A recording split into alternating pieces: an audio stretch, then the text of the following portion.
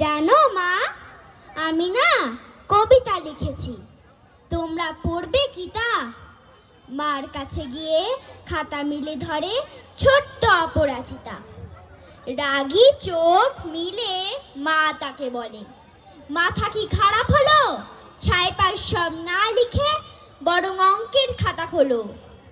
মুখ ভার করে গুটি গুটি পায়ে গেল সে বাবার কাছে, বলল, কবিতা লিখেছি। ও বাবা, তোমার দেখার সময় আছে?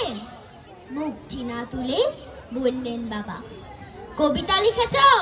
বেশ, পড়ব তো বটে, আগে খবরের কাগজটা করি শেষ।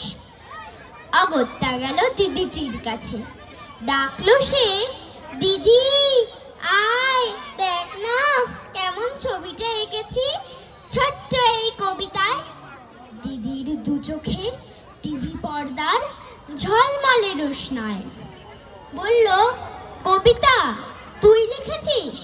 কবিতা না, ওটা ছাই। অপরাজিতার চোখ ছলো ছলো, বুকে কান্নার ঢেউ।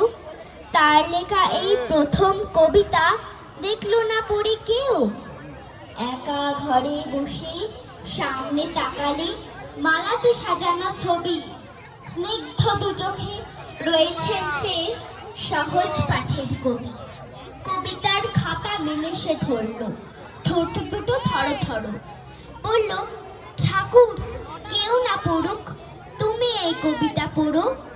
কি জানি কি করে কি যে হয়ে গেল, এ কথার সাথে সাথে রবি ঠাকুরের মালা থেকে ফুল ছড়ল সেই খাতাটাতে।